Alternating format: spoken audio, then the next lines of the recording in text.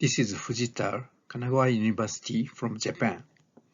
My title is Seismic Performance of Building Steel Structures Using Equivalent Linearization Method. This is my content. First, background and objective.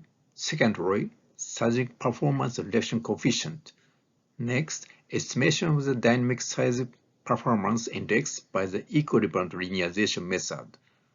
Next, verification of the equivalent linearization method by conducting response analysis. Finally, conclusion. This is the background. Technology are developed considering the damage to the members as structural steel performance. Damage of structural steel members, which is degradation such as overload and fire and corrosion and plastic deformation. So, a reduction coefficient to evaluate them was introduced to consider the strength and ductility. On the other hand, the equivalent linearization method, hereinafter referred to as ELM, is effective for evaluate the maximum responses for building steel structure without the elasto-plastic earthquake response analyses. This is objectives.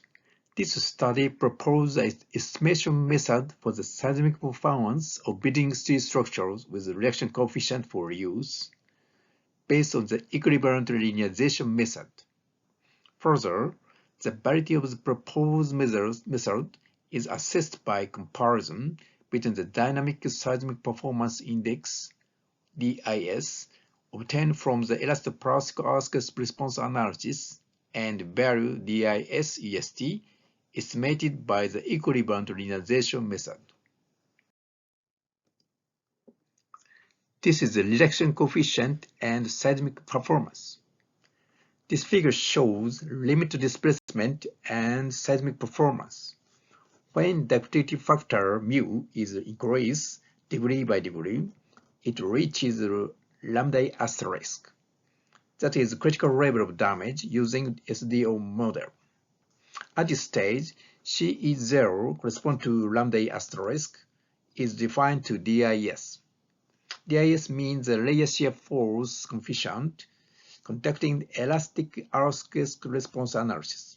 So, dynamic seismic performance index DIS expressed as formula 2. This is the reduction coefficient. The reduction coefficient beta is classified into 4 types using strength and ductility. For example, type 1 means that the reduction coefficient of strength and ductility are both large. Type 2 means that the reduction coefficient have small strength and large ductility. Type 3 means that the reduction coefficient have large strength and small ductility. And type 4 means that the reduction coefficient have strength and ductility are both small. So, yield layer shear force coefficient are expressed as formula 4, and the limited plastic ratio is expressed as formula 5.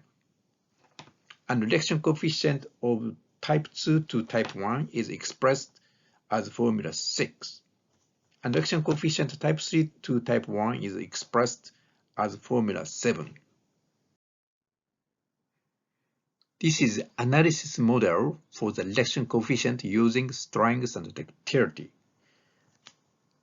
These analysis models correspond to type 1 to type 3 as shown at this table. Here, the reduction coefficient or the strength and ductility are set both 0.5. This figure shows hysteretic curve referring to bilinear type of each model. This is seismic wave and analysis conditions. This figure shows acceleration spectrum of seismic wave. The input seismic intensity used the design acceleration response spectrum given in the notification in Japan. Maximum ductility factor mu max is expressed as formula 30. This is a result on dynamic seismic performance index and critical ductility factor in each model. Here, dIsest defines a value obtained by elasto-plastic earthquake response analysis, and dIsest defines the value obtained by equivalent linearization method. Although these ratios in all models varied with the ductility factor, these values are mostly distributed between 0.9 and 1.4. This is counterlined by the equivalent linearization method in each model. Here, the counterline of dIsest is defined as a line joining point that are equal to dIsest for Cy and min-max and at the same initial natural frequency. For example, for type 1, the required yield layer shear force coefficient Cy is 0.44 that satisfies dIsest 1.5 at Umax 4 is rather than Cy is 0.41 as obtained by earthquake response analysis, that's the dot line. For type 2, Cy 0.41 that satisfies dIsest is 0.7 at Umax equal 4 is rather than Cy equal 0.35 as obtained earthquake response analysis. These tendencies are the same with type 3. In this way, dIsest can be estimated as safety.